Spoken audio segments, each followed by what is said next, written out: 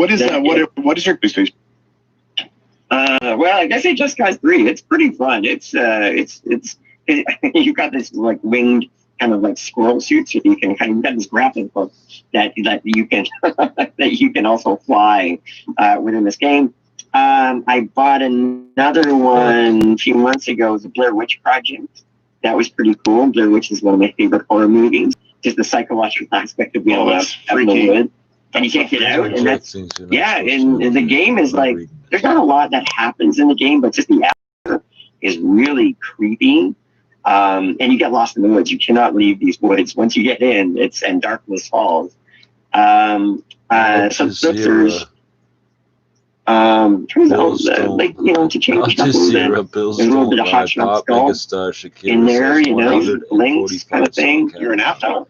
yeah. That's the extent of my exercise that I get these days. Is reading the course, and virtually walking. Not really walking, but like virtually walking. Getting groceries off the front patio. Yeah, exactly. That's the workout. Ken Hall, it's great to see your face, man, and hear your voice. I look forward to hearing what's next. I appreciate that there are so many unknowns in LA Academy. Yeah, it must be interesting because you never really know, like if you're coming back tomorrow, right? Like you never really know. But we look forward to it. So thanks for sharing some time. Good luck with the new show. I mean, we're happy to hear about all the things that are going on, and the improvs. I'm curious too. When you can, let us know after things are all done. Let us know about the Umbrella Academy, and you're welcome on the show anytime. So look forward to seeing you soon. Appreciate it. Thanks so much, Shane. Great chatting with you. My buddy there, he's my buddy now, Ken Hall. And I'm excited for what's next with Umbrella Academy, Sparrow Academy, and all of these fantastic shows. 877-399-9898. Shout out to Security Guards here, who says, I love Just Cause. Check out Just Cause 4. It's deadly. So there you go. There's one of your favorite actors from one of your favorite shows sharing about what he's doing to play video games to keep himself busy during COVID. Matt MacArthur is here. Ryan O'Donnell is here too. I'm Shane Hewitt. So Ryan, there you go. You love Umbrella Academy. You excited for what's next? I mean, we tried to not be a spoiler for the end of season 2 there.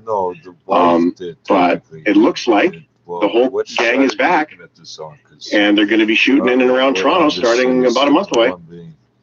I have friends who work on the show in the special effects department of it, and I'm constantly surrounded by Umbrella Academy. And when I was kind of locked down for a bit in the summer, that show got me through it, and it was so hard to not just like blurt out spoilers anytime we talk about the show. But I am very excited, and as long as Ken is on it in season 3, as long as I get one episode of her, it'll be a good season. But every episode should have a little her in it. Mail to Huawei's finance chief. He's with the commission. That was without spoiling.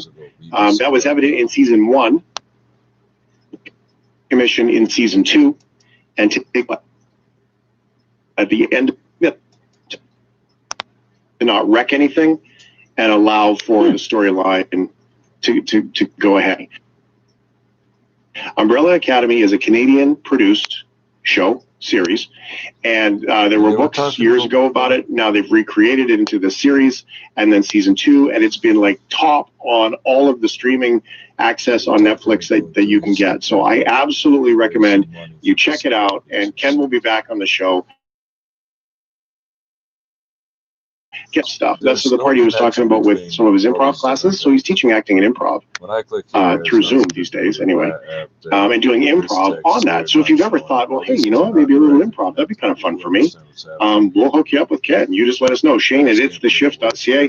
Ryan, it is theshift.ca. You just send us an email. We'll connect the dots, and we'll get you in front of a guy like that who teaches improv. And you know, he's shared with us that his life has become so sort of intertwined with all of it that he gets people that are in his classes that are auditioning for roles on the show, which is kind of cool too. So it is nice to see that some TV work is being done safely and everything else. All right, 877-399-9898. Apparently we have a snake story that I don't want to hear. coming up, and we love Angel, so we love anybody who calls in, frankly, and Angel is one of them. And so we apparently nobody will tell me what it's about. I just know it's about snakes. So since we talked about flying snakes last hour, snakes that can literally glide through the air, I'm freaked out a little bit. Plus, TV people, we've seen the awkward TV moments where someone screws something up. We've seen the bloopers on YouTube. Well, we've got a few here that we've set aside because we wanted to find the worst TV news segue improv. They kind of follow scripts through the whole show, and then they're expected to improv some sort of segue to the weather guy. It's always awkward. So we're going to dig into that. Here's some of the best/worst of all time coming up.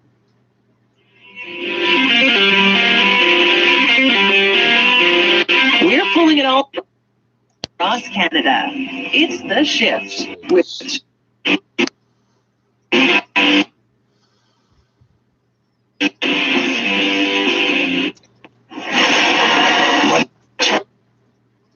emergency.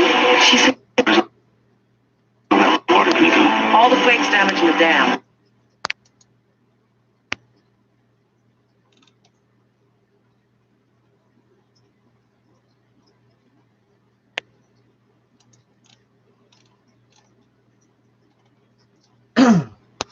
This one's good. Well, the news, like slow news days versus no news is good news. Meng Wanzhou, bullets sent in mail to Huawei's finance chief. There's a bunch of shit interspersed in here about her court case or whatever, her extradition case. It has nothing to do. Where the fuck are you, buddy? I know you're here somewhere. I heard you. Once you see a little gap in space, they'll try to hide it. Bullets sent in mail to Huawei's finance. She's the CFO. Top Huawei executive Meng Wanzhou has been sent bullets in the mail while under house arrest in Vancouver, according to court testimony. Getty Images. That's a big you have to get, is to where your picture, just a random picture of you, is Getty Images.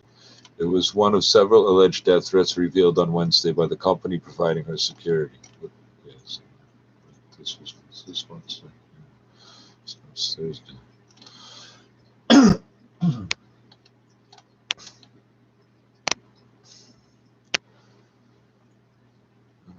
Detains, Rift,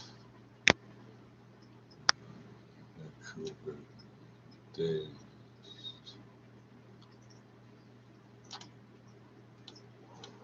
The threats were revealed at the British Columbia Supreme Court by Doug Maynard, Chief Operating Officer of security firm Lionsgate Risk Management. Lionsgate. He said Ms.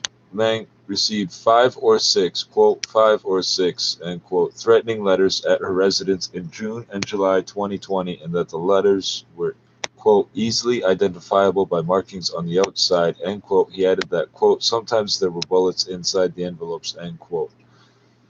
The role of the Vancouver police in any investigations is unclear. Bail condition. What do they call it? To get supervised release. Bail conditions. On Wednesday, immigration officials gave family members of Ms. Meng permission to travel to Canada. I'm being very selective in what I'm reading. Ms. Meng's defense lawyer has argued that Canada is effectively being asked, quote, to enforce U.S. sanctions.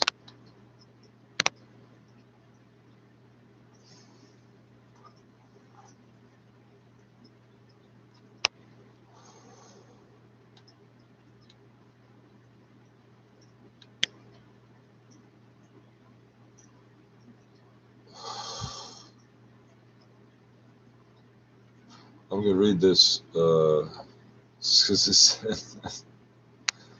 it says this week Huawei came under fire for technology that identifies people who appear to be of Uyghur origin among images of pedestrians. Huawei had previously said none of its technology was designed to identify ethnic groups. It says here, Human Rights Watch, it's appalling racial profiling. Oh, yeah, make me look this up. Oh, yeah.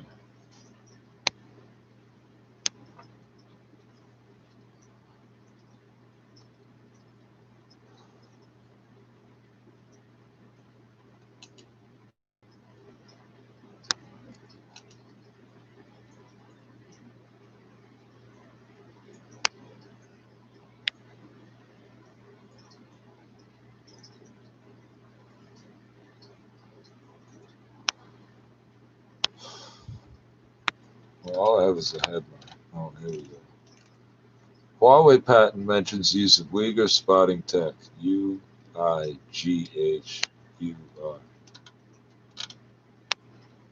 Oh, that's a nice company logo. A Huawei patent has been brought to light for a system that identifies people who appear to be of Uyghur origin among images of pedestrians. The filing is one of several of its kind involving leading Chinese technology companies discovered by a U.S. research company and shared with BBC News.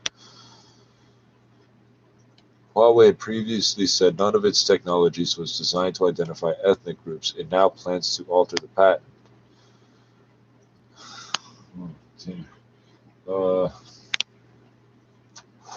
So it's coming from the UK. .com. Why is BBC not a .co.uk? Why is that not like BBC.uk? What the fuck? In any event, it says forced labor camps. The company indicated this would involve asking the China National Intellectual Property Administration, CNIPA, well, in English, yeah, sure. The country's patent authority, oh, maybe it's official, for permission to delete the reference to Uyghurs in the Chinese language document. Oh, you can give me another link to follow. Going down.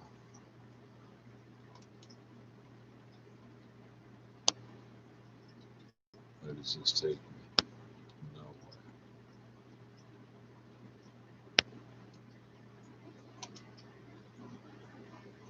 Oh, it's broken.